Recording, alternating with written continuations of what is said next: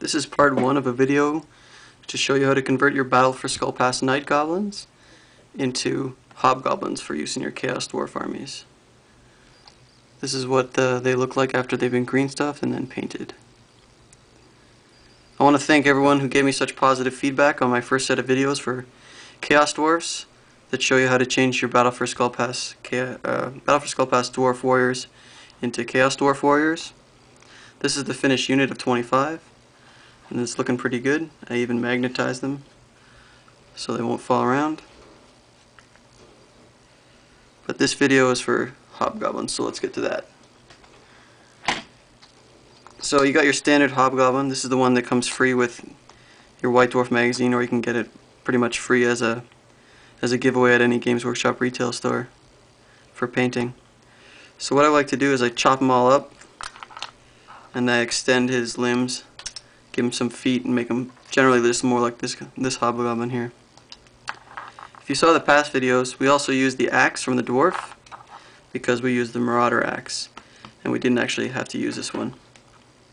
So for that axe, I just shave off these little dwarven markings.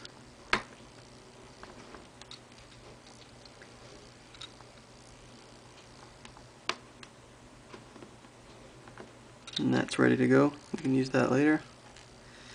With the Night Goblin himself, we just cut off all the plastic on the bottom, straight along the bottom of his cloak. You can just cut the feet off too. They're pretty small, they're not much use once they've been cut off. Also cut off just below his elbow the bottom of his spear, because we're going to be changing that into an axe. And you can also cut off just below the little wrappings to the spearhead, and I cut straight across the top of his head because I'm going to be giving him a new hat. The last cut we have to do is cut him straight in half. You got to be careful of the shield because it goes across his center, so I usually cut that away first. Cut along the back side of the shield, and then just above his belt I cut straight in half with my heavy duty X-Acto knife. So he comes apart. You can just tidy up some of the plastic on the back there just to make it look a little cleaner. So now that we've got him in half and we've got the axe head, the only other part we need are feet. Now the feet come from the Wolf Riders, the common goblins Wolf Riders. If you know anyone who uses common goblins on foot, then chances are they have a bunch of these spare. I picked up a bunch of mine on eBay for really cheap. I got about 50 sets in one thing that I bid on. So basically you're just cutting off your feet. Hobgoblins usually have bare feet. They don't have any, sandals or anything, but if you want to, use different feet, that's cool too. Depends what bits you have. So once we're cutting off that, we're gonna basically add an armature to the goblin so that we can green stuff him. And to do that, I add some holes in his feet and his body so that I can sort of pin him together. You don't have to worry too much about if you go straight through his feet, because the underside of his foot will be on the base, presumably. But it's nice to have a little cradle to put the pinning supply into.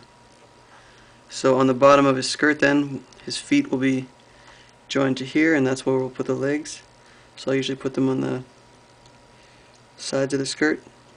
You kind of want to go straight in so they can go straight down to the feet. Doesn't have to be too deep. Depends on the length of the metal you're going to use.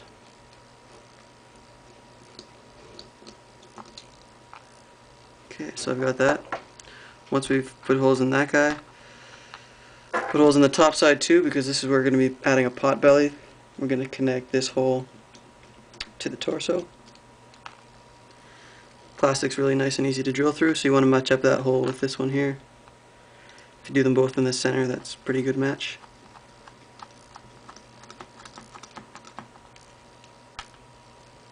And I do one on top if you want. This one's optional, but it can help with making the hat. Okay, so once I've got all those holes, then we're going to glue them Glue his feet down to the base, just like that, any way you want. Gluing can take time because you want that to have a good firm set. So I've got a set over here that I've already glued down. And now I'm going to take his legs and his feet, and I'm going to glue in some basically metal legs for now. Just add a bit to the top there, as well as on the bottom.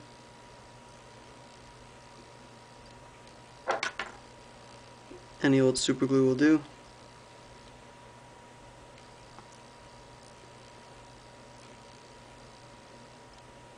So once you have those metal bits in there, if you're using super glue, you can blow on them to evaporate some of the water so it dries faster. And we just stick them in.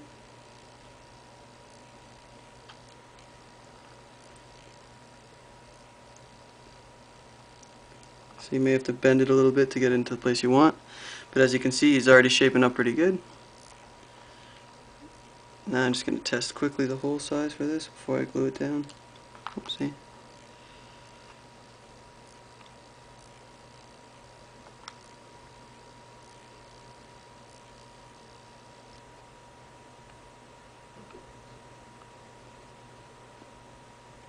Doesn't want to go in the hole for me.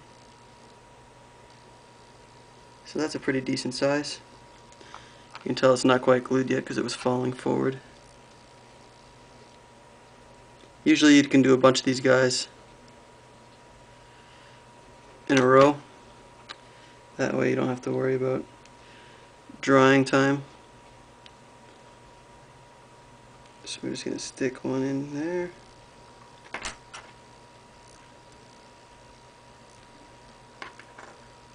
Stick one there with a little glue. Hopefully he wants to go in this time. That's a pretty good size. You can also angle him at this point. I'm going to blow him dry just a bit.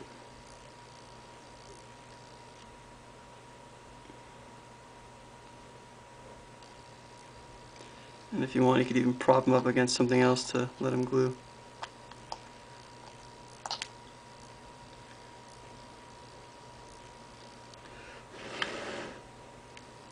So mine doesn't want to glue so much right now.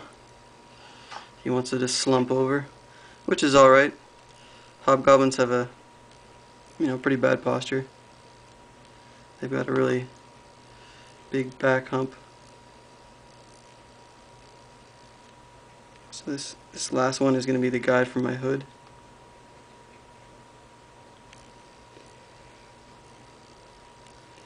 You can adjust them to any posture you wish and just have them glue. Stay tuned for part 2.